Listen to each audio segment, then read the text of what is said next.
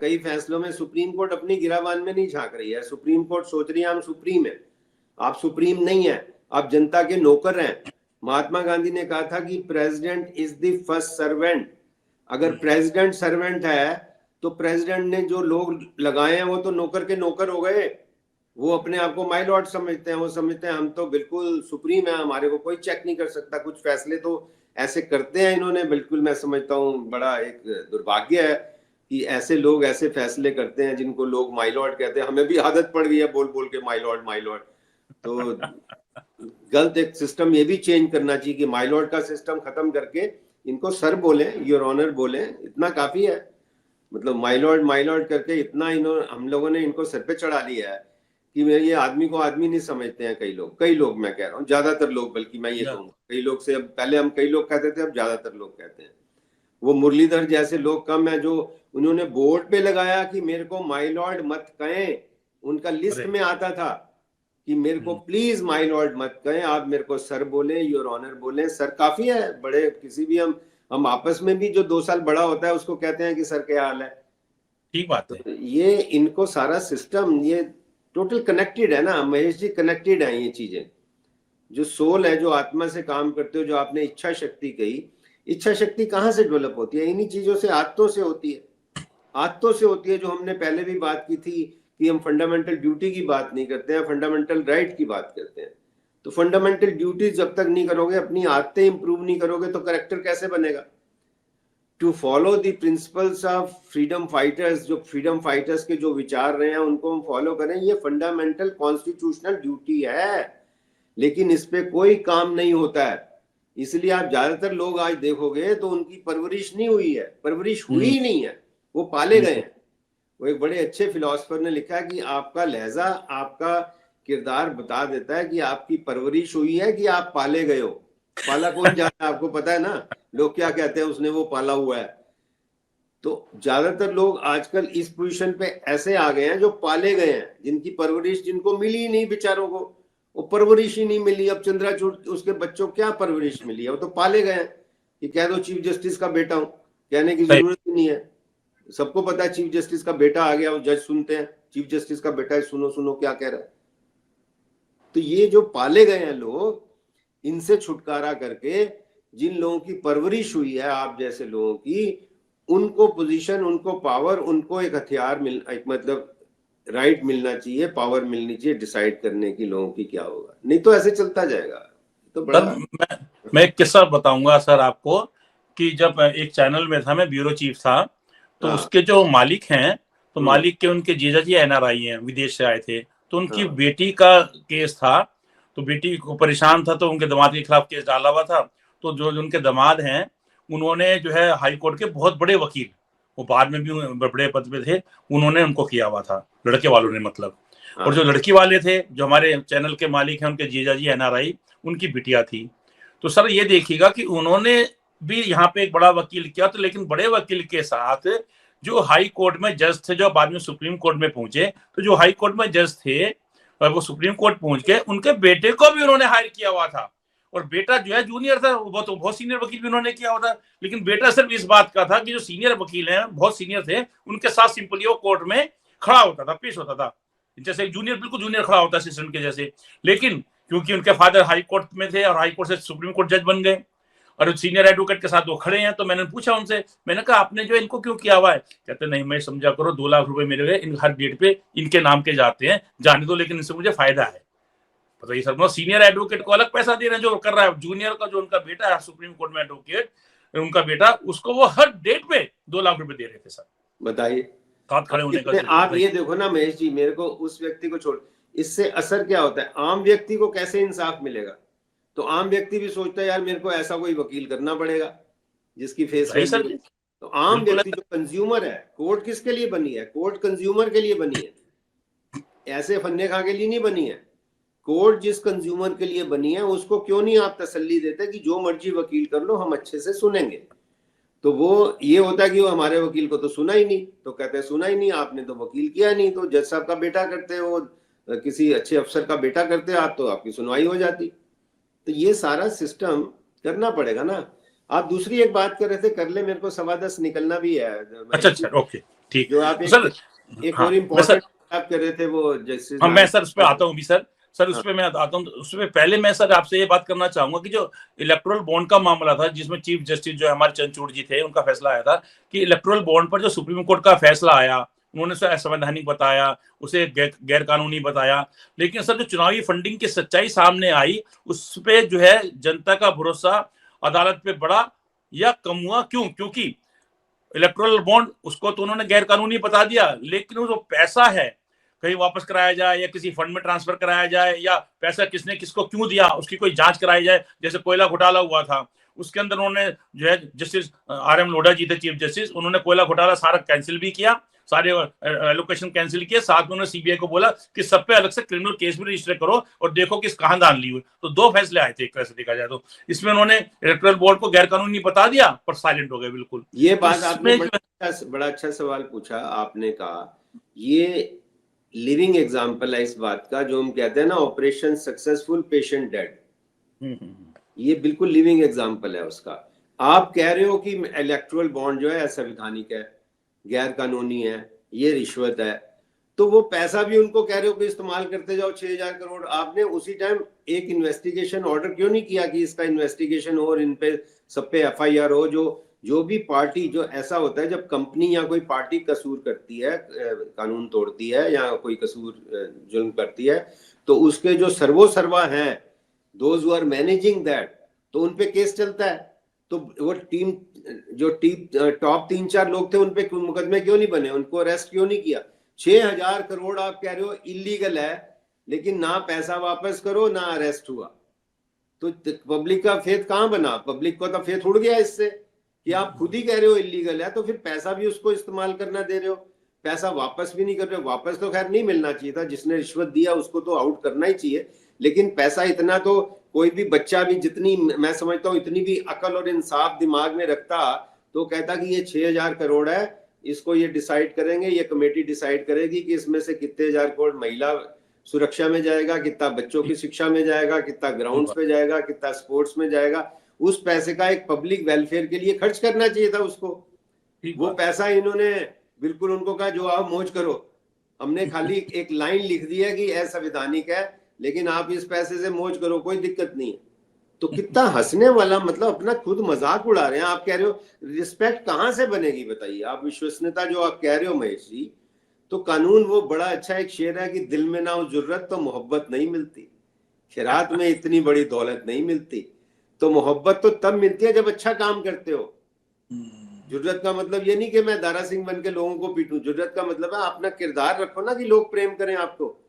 आप हरकतें तो ऐसी करते हो और फिर कह रहे हो आप कोर्ट का विश्वास करो, कोर्ट की रिस्पेक्ट करो। रिस्पेक्ट करने वाला कोई काम तो करो, तो हम रिस्पेक्ट करेंगे।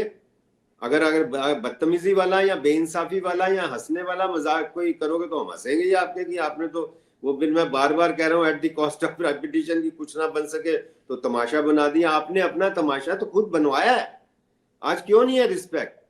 पहले आपको भी, जैसे आप बताते थे आपके कजन वो डिस्ट्रिक्ट जज थे या मजिस्ट्रेट, मतलब वो सारे लोग हम एकदम ऐसे हो जाते थे, लोग आते थे हम एकदम ऐसे हो जाते थे। जो अच्छे जज हैं आज भी ऐसे जज हैं, मतलब जो हमें आज भी इनके लिए इतनी श्रद्धा है कि मतलब एकदम, मैं फोन भी आता है सर तो मैं सर अब सुप्रीम कोर्ट के एक अच्छे जज पर ही आ रहा हूँ। आप उनको भी पर्सनली जानते हैं, उनके पिताजी को भी आप जानते हैं सर। उनका नाम है जस्टिस बीवी नागरत्ना जी, मैडम है। तो हाँ सर हाँ। इनसे जुड़ा मामला जो है सुप्रीम कोर्ट में कल ही एक फैसला आया। अब सर पहले हम जनता के सामने ये रखना चाहेंगे कि देखिएगा कि सुप्रीम कोर्ट के एक जज हैं, वो एक फैसला दे रहे हैं, तो नेचुरल है कि सुप्रीम कोर्ट का फैसला सर्वोपरि है। लेकिन वहीं दूसरे जज उसके विपरीत फैसला दे रहे हैं। तो इसका मतलब अगर देखा जाए तो सुप्रीम कोर्ट भी अपने आप में सुप्रीम नहीं है, इसका मतलब देखा जाए तो। और इस पर हम आते हैं सर ये कि जो भ्रष्टाचार निरोधक कानून है, एंटी करप्शन एक्ट, उसमें एक 2018 के अंदर एक सेक्शन ऐड किया गया था, अमेंड किया गया था 17A। उसके अंदर ये कहा गया था कि कोई भी पब्लिक सर्वेंट अगर राज्य सरकार का होगा या केंद्र सरकार का होगा और ऑन ड्यूटी, उसके अंदर जो मिनिस्टर है वो भी पब्लिक सर्वेंट में आ जाते हैं जी। असली कहानी तो ये जब उन्हीं की वजह से किया गया है, मेन तो ये है कि चाहे वो राज्य सरकार के मिनिस्टर हो चाहे केंद्र सरकार के, वो पब्लिक सर्वेंट की कैटेगरी में आते हैं। तो अगर किसी भी पब्लिक सर्वेंट ऑन ड्यूटी कोई गलत काम करता है, उस पर कोई मुकदमा दर्ज होता है, तो मुकदमा दर्ज करने से पहले इन्वेस्टिगेशन हो चाहे इंक्वायरी हो, आई वाली इंक्वायरी या ई वाली इंक्वायरी या इन्वेस्टिगेशन, उसकी परमिशन के लिए आपको प्रायर परमिशन लेनी पड़ेगी उस डिपार्टमेंट के हेड से। और जैसे अगर मिनिस्टर है तो सरकार में जो मुखिया होते हैं, राज्यपाल है या राष्ट्रपति, उनसे। तो उसके बिना जो है आप इन्वेस्टिगेशन या इंक्वायरी नहीं कर सकते। ये मामला सुप्रीम कोर्ट में आया था, इस धारा को चैलेंज किया गया था एक एनजीओ द्वारा। अब सर सुप्रीम कोर्ट में जो हमारी 2 जजेस हैं, एक जस्टिस बीवी नागरत्ना जी हैं मैडम, उन्होंने कहा कि नहीं ये गलत है, ये धारा हटनी चाहिए, ये जो भ्रष्ट लोग हैं ये उनको प्रोटेक्ट करेगा। वहीं दूसरी तरफ जो दूसरे जज थे इसी बेंच के अंदर, जस्टिस केवी विश्वनाथन जी, उन्होंने बोला कि नहीं ये हटे ना हटे, इसका फैसला जो है लोकपाल करेगा या लोकायुक्त करेगा। सर सवाल ये है कि लोकपाल और लोकायुक्त को जो है सरकार नियुक्त करती है। कल को किसी बड़ा अधिकारी, नेचुरल सर आईएएस अधिकारी हैं जो भी कुछ है, सरकार के पिट्ठू होते हैं, सरकार उनको प्रमोट करती चलती है अपने साथ, या कोई मिनिस्टर है, पब्लिक सर्वेंट है, अगर उसके खिलाफ कोई मुकदमा दर्ज हुआ और लोकपाल है या लोक आयुक्त है, इनको सरकार ही नियुक्त करती है, वो परमिशन ही नहीं देंगे केस की इंक्वायरी करने की। तो सर अब ये दोनों का जो वर्डिक्ट कन्फ्लिक्ट आया है, नेचुरल अब 3 जजों की बेंच के पास जाएगा, चीफ जस्टिस को भेजेंगे।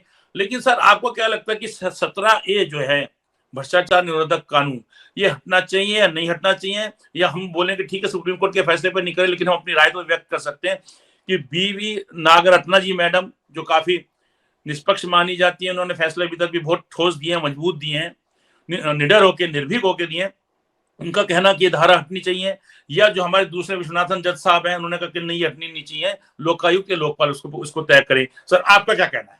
मैं समझता हूं कि महेश जी इसमें जो जस्टिस नागरत्ना का व्यू है, मैं एक्चुअली इनको जानता हूं, इनके पिताजी से भी मेरा अच्छा प्रेम था, दोस्ती थी, इसलिए हमने कहा सर आपसे चर्चा जरूर करेंगे। नहीं, क्योंकि वो भी एक महान जज थे और जस्टिस नागरत्ना भी मैं समझता हूँ महान जज हैं, आज एक्सेप्शनली ब्रिलियंट एंड ऑनेस्ट जज मैं कहूँगा, वन ऑफ दी।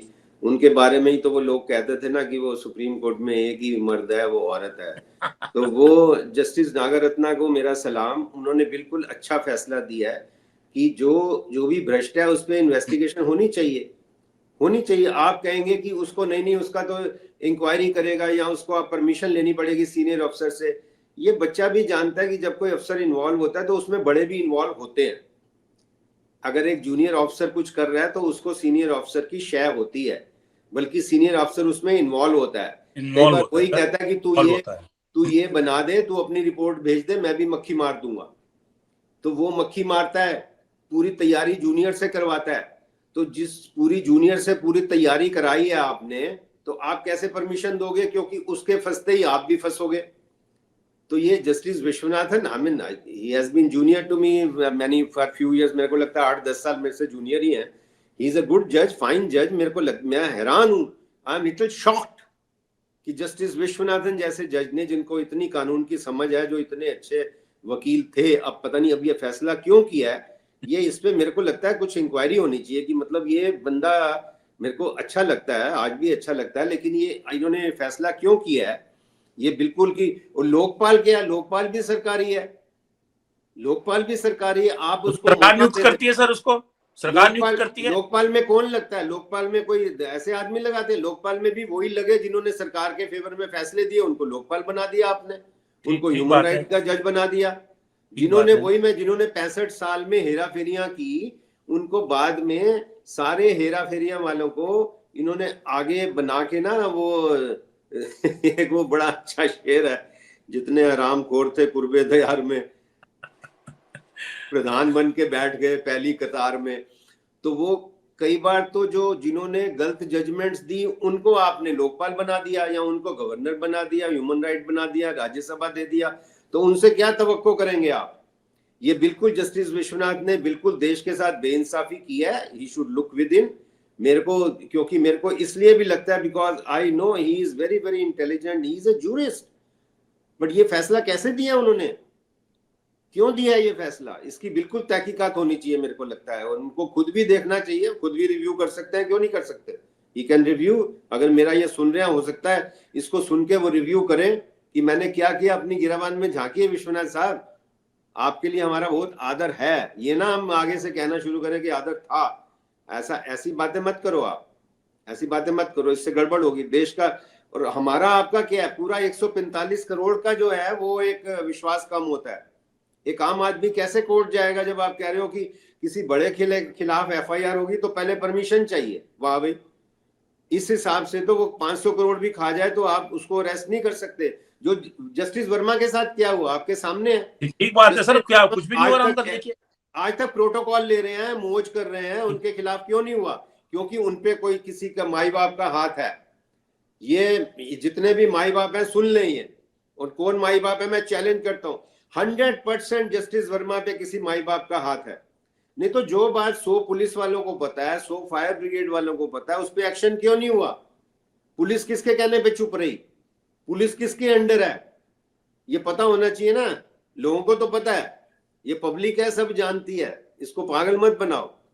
तो आप कानून का मिसयूज करके, इलेक्शन कमीशन का मिसयूज करके जितनी देर मर्जी पावर एंजॉय करते रहो, जो आप कर रहे हो करतूते। लेकिन ऐसा जो आपने, I was shocked, I was more shocked because justice Vishwanathan gave this judgement. Justice Ranganathan से तो ये उम्मीद ही थी, उनका तो किरदार, करेक्टर, संस्कार ऐसे हैं, उनको परवरिश मिली है, उनको परवरिश मिली है जस्टिस वेंकटरमैया जैसे महान जज की, तो वो तो अच्छा फैसला करेंगी करेंगी, वो कोई सरप्राइज नहीं है। उन्होंने अपनी ड्यूटी किया, किसी पे एहसान भी नहीं किया।